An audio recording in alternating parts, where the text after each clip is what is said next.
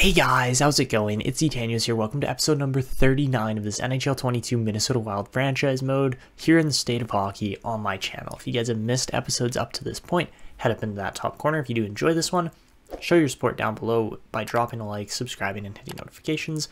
And of course, leave comments to possibly get featured like these guys. So last episode, we completed the 2033 NHL entry draft, where we traded up and landed some pretty amazing prospects. If we go in here and look just at all of the unsigned players, Mikkelsen doesn't count, neither does Weston, Zykov, or Leddy, but like a couple guys here like Isaac Franco we landed in this most recent draft, same with of course Vyacheslav Karpovtsev, who's going to be insane. Apart from that, we landed a couple others like Rodin, and that was pretty much it for like crazy good picks.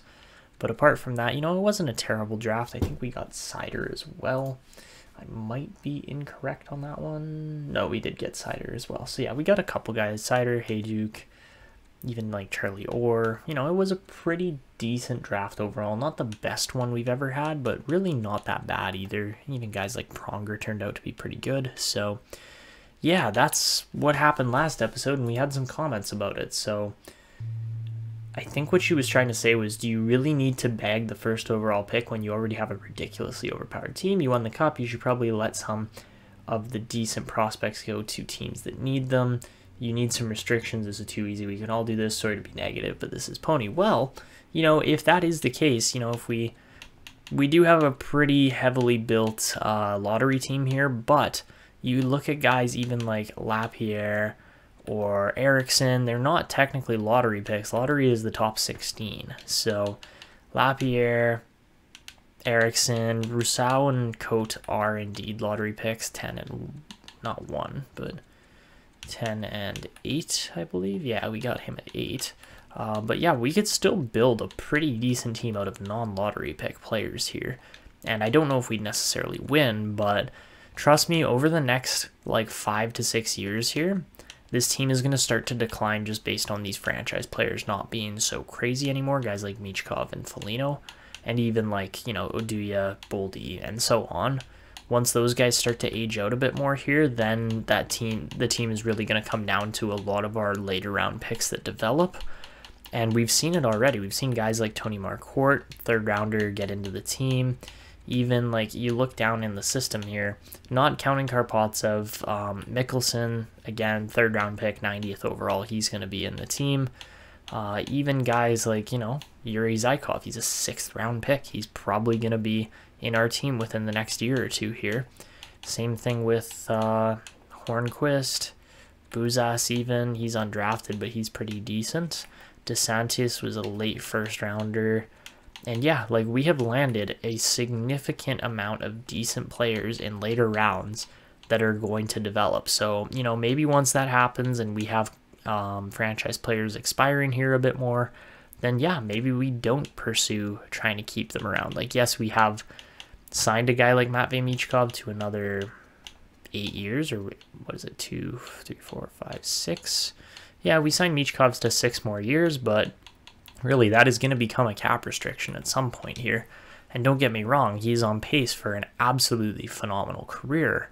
But we'll have to see, you know, kind of what fits together well with this team, if it makes sense to try and hold on to later round players that are going to request less money, or if it makes more sense to pay the top end players that are going to be 5-star players across the board like Michkov. So we'll see how it goes. Another area that this team still is struggling with is goaltending, and there's no doubt in my mind about that. It's really more just a matter of like, are we going to be able to manage this all? So looking at our contract space, we've got 17.75 or 17.56 million left to allocate here. And it's going to be tricky because we've got 2 goalies that are expiring that are going to need big contracts. Guys like Wallstedt, he's going to want a little bit more than he currently has gotten. Strudwick, not going to be so bad, but we are going to have to pay guys here, and it's going to be tricky because I want to keep everybody, but we'll see what happens. So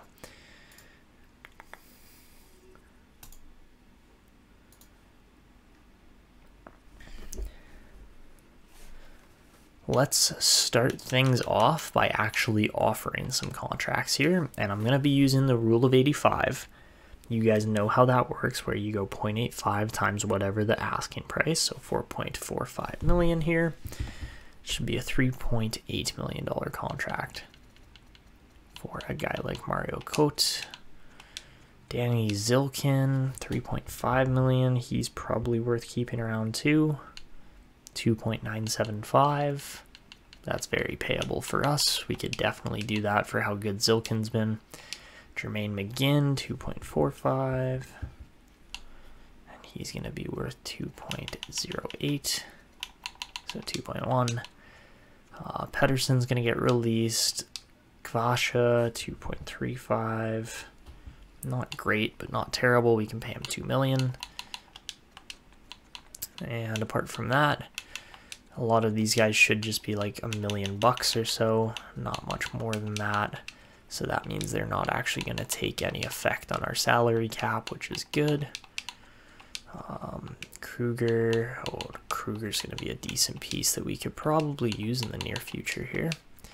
Or Lundin as well. We've had some guys put up really good seasons recently in the minors, and I think it is probably worth signing them. So, Dustin Letty, we're going to have to offer a contract to here now, which is okay. I want to say Buzas is getting bought out, actually. We will probably just let him walk. DeSantis is going to be getting a contract and playing in the AHL.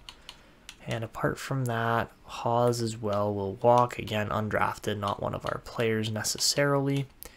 Sharma will get a contract. Yeah, we're going to have to. We got a lot of expiring players here. So let's go with Wallstad.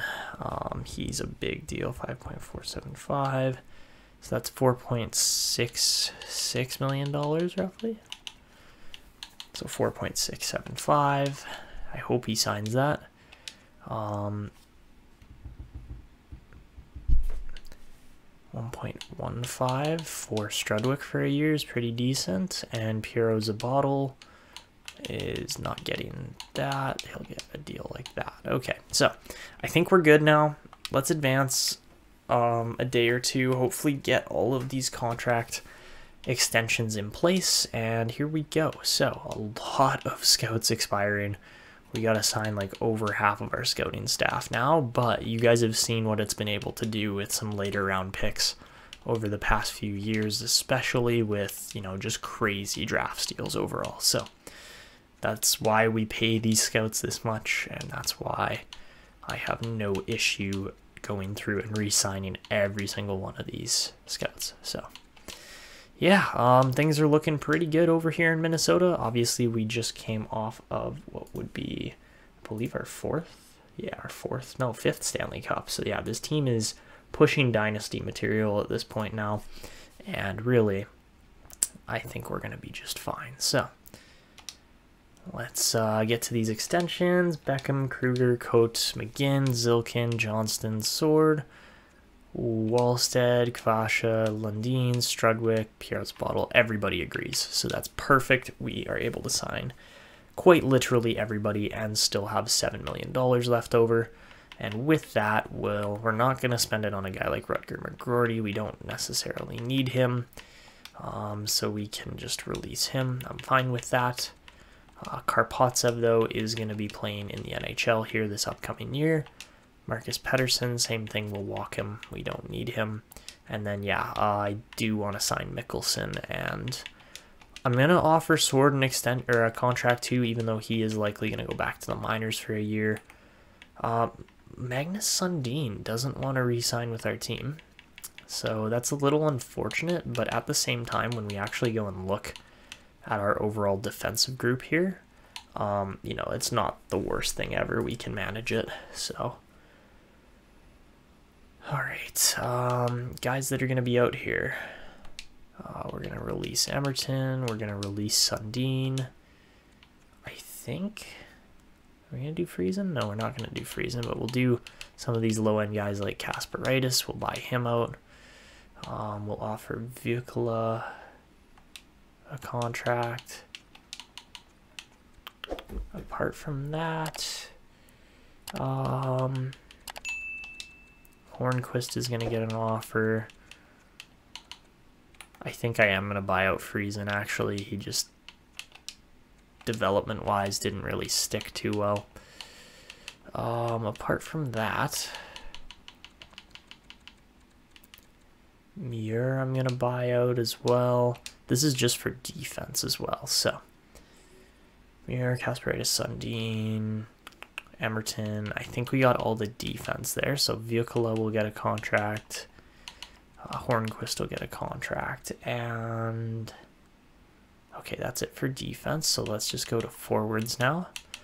And as far as forwards in the system go, we're going to sign Mikkelsen, Kasparaitis, Weston, even Zykov as well,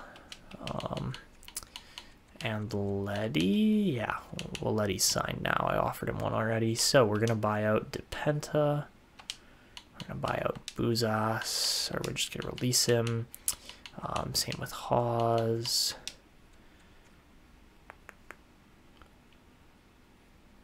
I missed Scrimes. Scrimes we're going to release too. Samsonov's going to get a contract. Same with Sharma. And I think even Little we're going to go with as well. But yeah, Skinner's out. No point in signing him. Not when we've got this kind of potential left in the system. But yeah, screw it. Let's sign Braxton Little as well. And then goalie-wise, we'll release Pitkanen because we don't really need him. And then we will sign Ramsey. Sean Ramsey, yeah. All right, so that is the team. That is what we're doing for contracts. Pretty much everything looks like it's going according to plan. I don't think we had any real issues with our goalies, and we got Wallstedt on a cheap deal again. So, alrighty, we are ready to rock and roll here. And, all right, so many scouts. But we get Karpovtsev, Weston, Little, Samsonov, Sharma, Hornquist, Viola, Zykov, Mikkelsen, Ramsey, literally everybody. So, I believe that was literally everybody. Let's advance one more day. Just get those last couple of scouts and maybe a couple players, but looks like it's mainly just scouts. All right, so we are ready to go. We got 8 extra roster spots. The team is in real good shape, and I am happy with where we're at right now. So, yeah, I got no issues with this team. We got $6 million free in cap space still, and yeah, these other guys, we're just going to let them sit and develop for another year or two in the dub or in the minors or wherever they are. And yeah, all right, let's get to free agency. Just see what's available for $6 million roughly.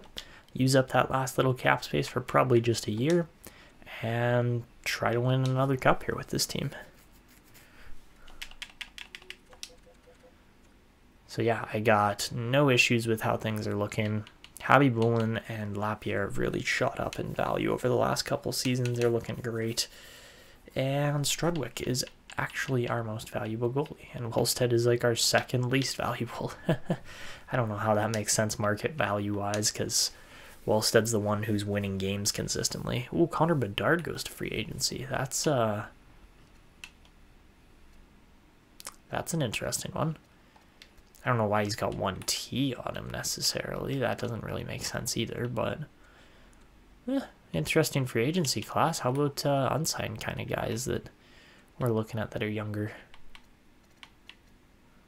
I mean, don't get me wrong, a guy like Sigale would be insane, but we don't really need that either, right? So,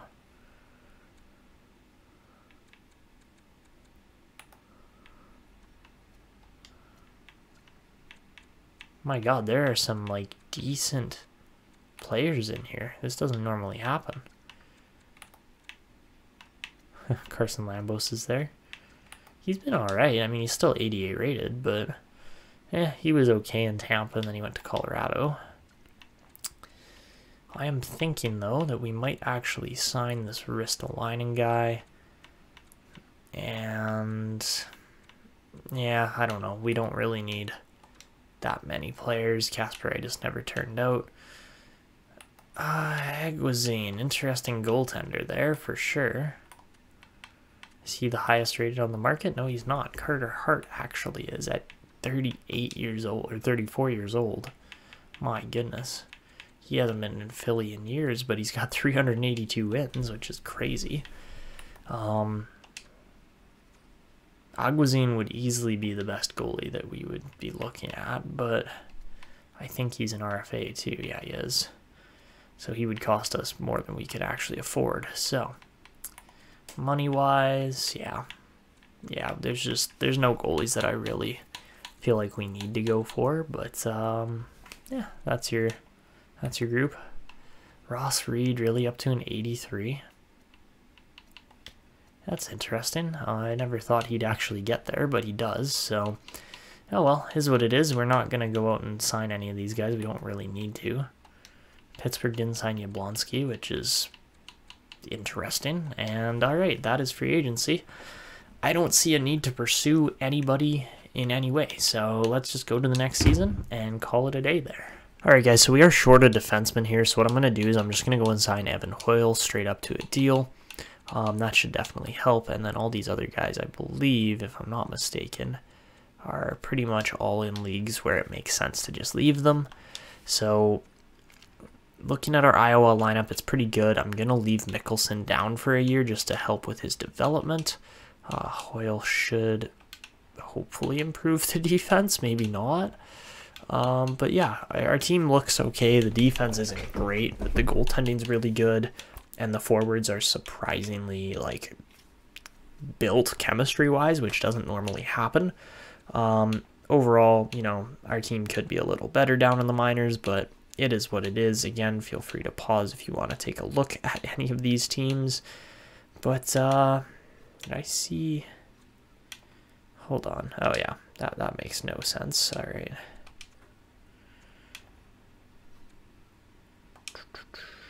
Let's go with M1 there. Okay, that should be better.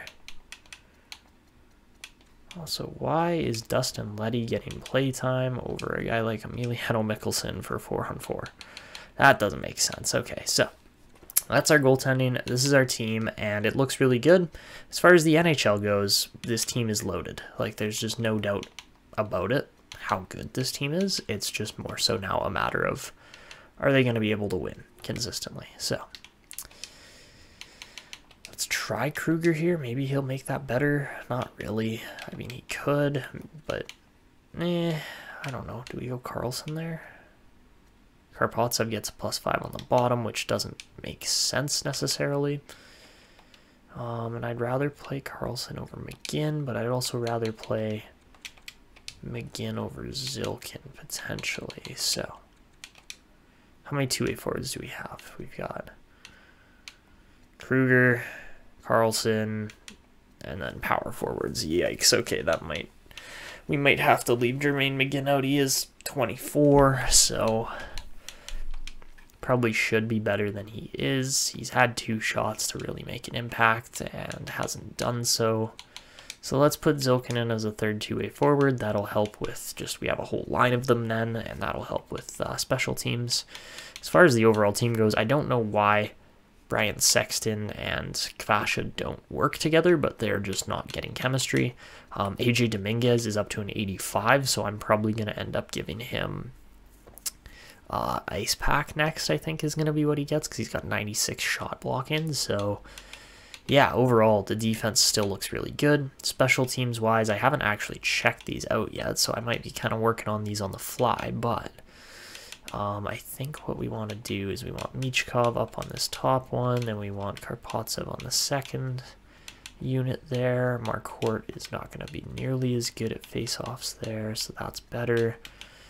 We'll go, Boldy's got 71 face-offs, which is not great, so maybe we try Habibulin there, and then go Rousseau, maybe? Or how do we do this?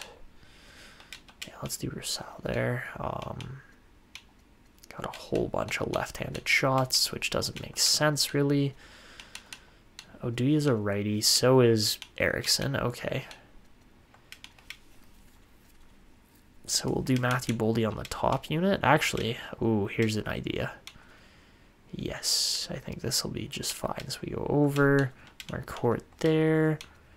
Boldy stays there. Yeah, okay, I like this. This is a really good power play unit kind of group here. 90 face-offs on Khabibulin at just 24 is insane.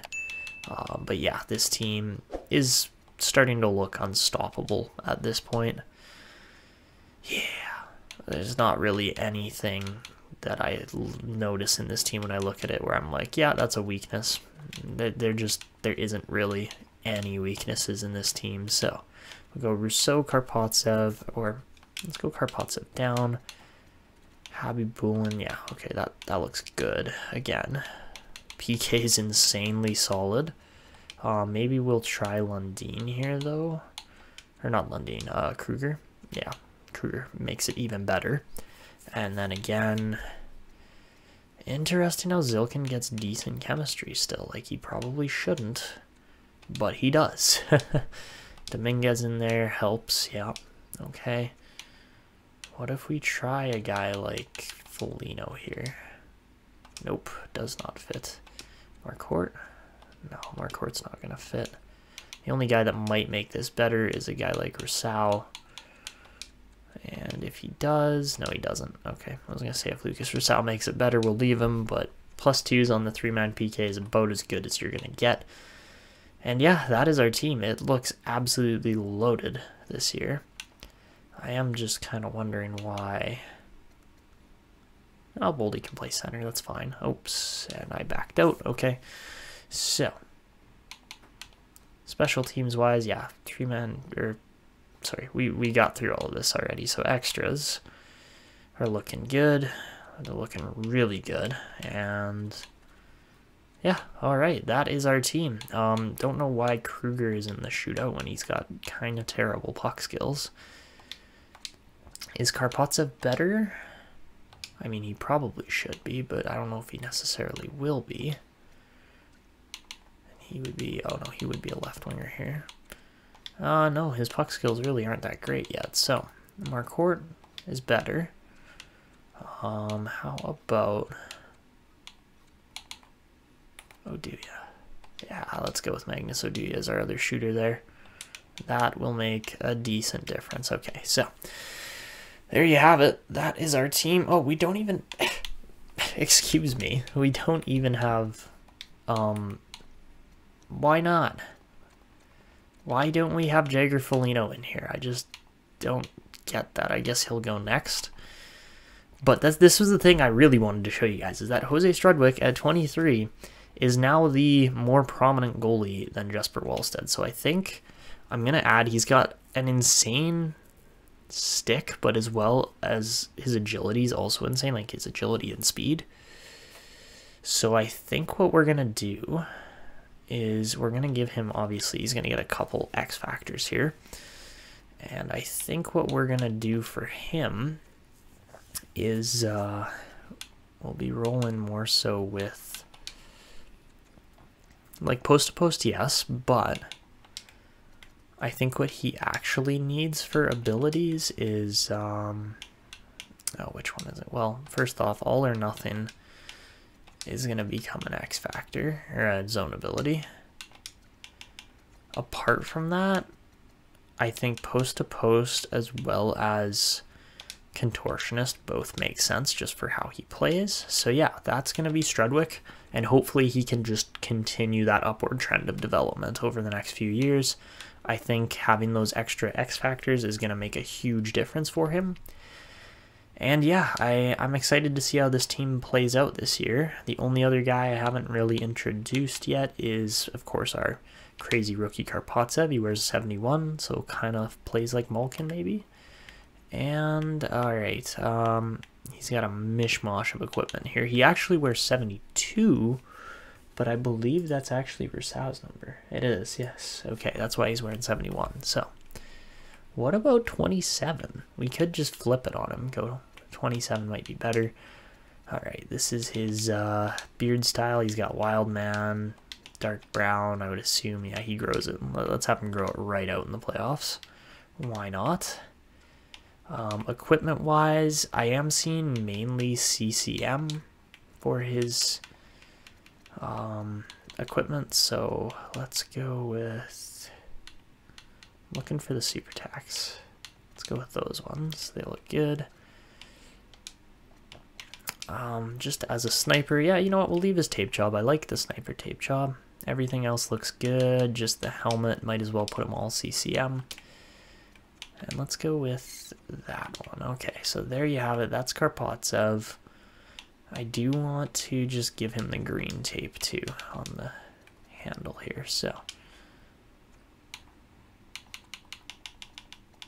gonna be that one. All right, looks good. And all right, that is Vyacheslav Karpovtsev. Do we have a number 27 on our team? Why do I feel like we do, but we probably don't? I don't think we actually do. So let's make him number 27. 72 would be an interesting number, except that it's taken already. So 27, yeah, 27 looks good. He's going to be a crazy good sniper. And he's fully loaded on abilities. He's going to be able to score from just about everywhere.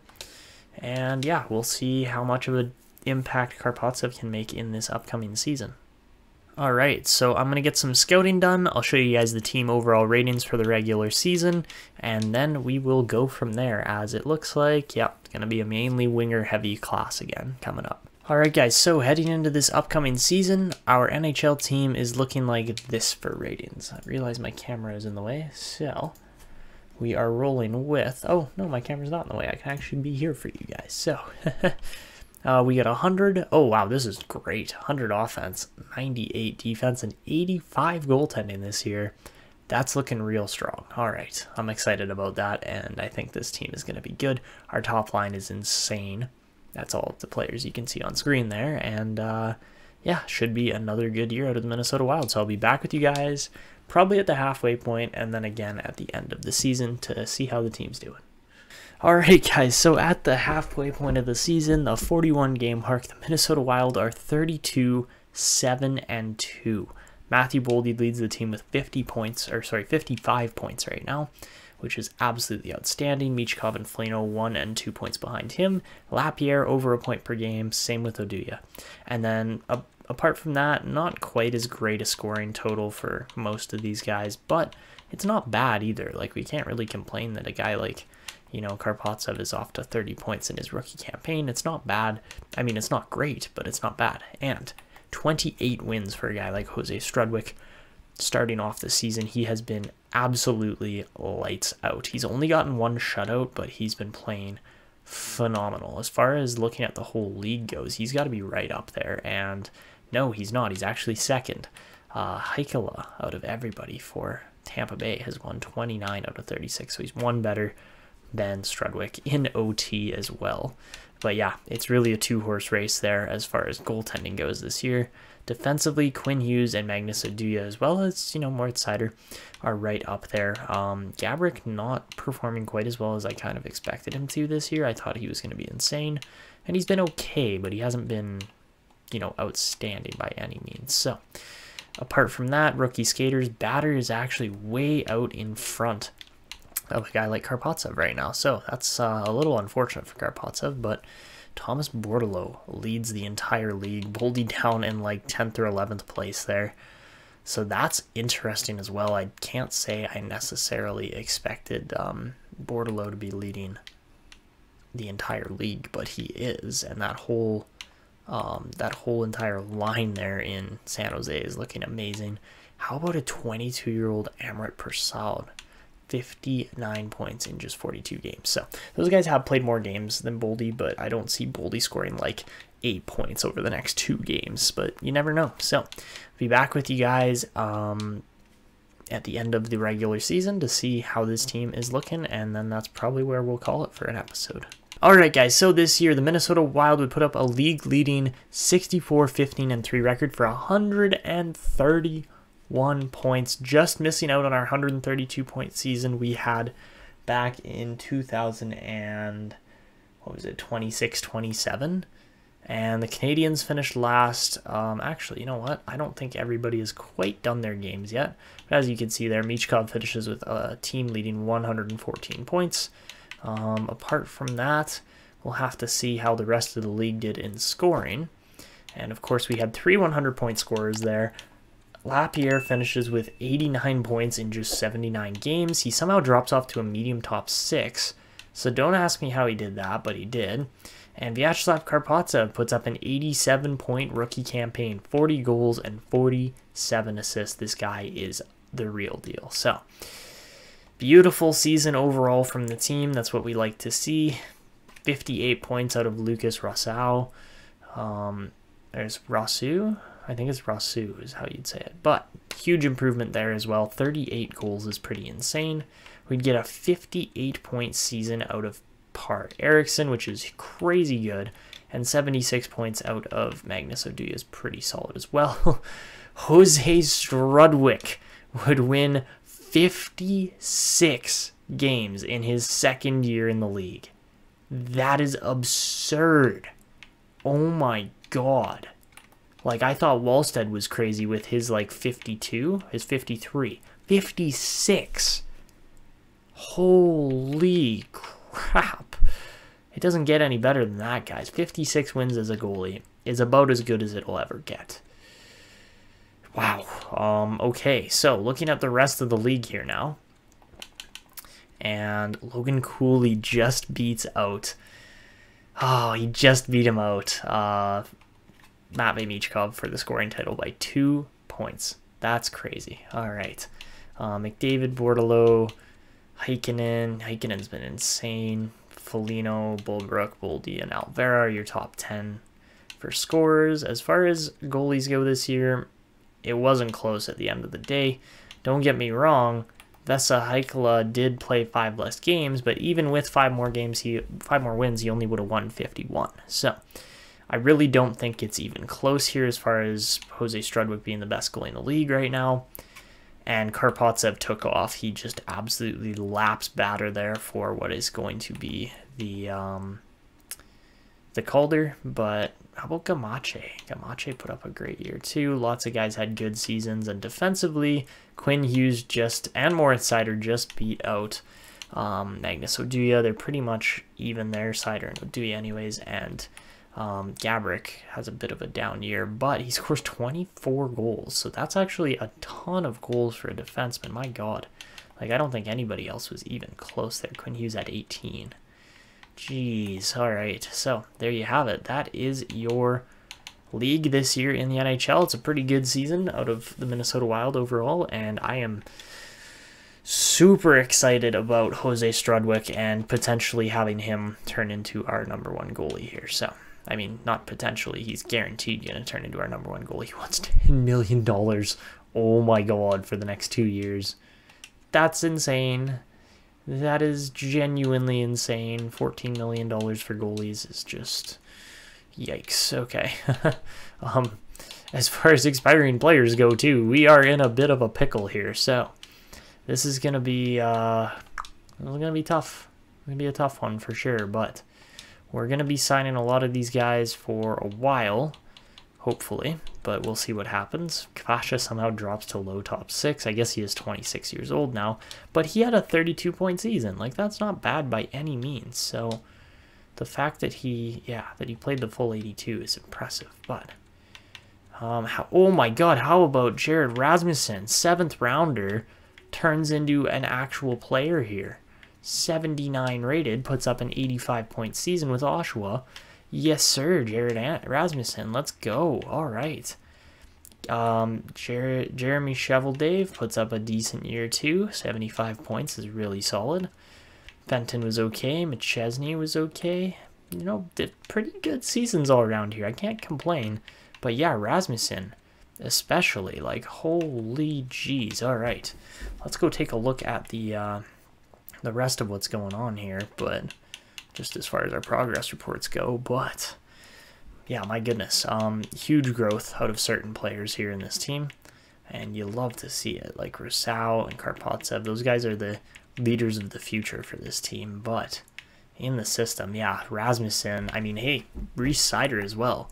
We have landed a couple good late round picks here. These guys were a year apart. Seider's up to a 76 at 19, and that's exactly where Rasmussen was last year. Like, that is perfect. So, yeah, crazy good development and growth here. further down in the system, not looking quite so promising, but it's not bad. Hornquist is up to a 78. Nilstorp 78 as well. 81 from Latipov there. Do we really get like no growth from Zykov? And I don't know. No, Zykov was like a 79, 80 rated to start, so he's gotten better. Mikkelsen probably should have gotten better as well. 62 and 82 is a really good season. And yeah, we've got players coming up the system too that, you know, are going to take a bit of the stress off of the cap space situation that we've got coming up here. And that cap space issue is going to be kind of the biggest thing we got to focus on here now for the next episode. We're not really going to get to that in this one. We do have like $30 million worth of cap space to spend, but I think, honestly, Jesper Wallstedt has got somebody who's really going to give him a run for his money here now. The fact that, sure, Wallstedt won 53 in his 3rd season in the league, but just the fact that Jose Strudwick has done essentially the same thing in his 2nd year, that just blows me away. Like, that doesn't happen. A 23-year-old goalie in just his 4th season of professional hockey and his 2nd in the CHL wins 56. Like, my God. Like, if he keeps up like 50-ish win, even 40-ish win pace, he'll catch Wallstedt in no time at all. But Wallstedt has been fairly consistent too. But if we're starting Strudwick with like a kind of average backup goalie usually, Strudwick's going to get the brunt of the play time, and that's going to make a huge difference. So, all right, that is the game plan for the next episode. But my God, we've got a serious looking team on our hands that should be able to essentially waltz through the playoffs and towards the next draft. But yeah, we will be taking on, I actually don't know who we're going to be taking on. Maybe Ottawa? No, St. Louis. I don't know why I said Ottawa. I thought we were in the East for some reason. But yeah, we'll take on the St. Louis Blues in round 1 of the next playoffs. That should be a very good series as well. And St. Louis is looking like, you know, they're a pretty strong team. They're not bad by any means. They've got good players throughout. And really, we're going to have to be careful not to get knocked out by these guys nice and early on here. Because, yeah, they got a legit team on their hands. So, there you have it. That is it. Vyacheslav Zykov, maybe he's related to Yuri. But there you have it. That's who we will be playing to start off the next episode here. Cole Perfetti down to a 79. That's got to be like morale issues, I think. And yeah, that is going to be it for this one. If you guys enjoyed watching the Minnesota Wild just absolutely dominate the league this year, then make sure to go down below, drop a like, subscribe, hit notifications to show your support, and leave comments to possibly get featured like the couple that did in this episode. But that is it for me. This is Etania signing out, and until next time.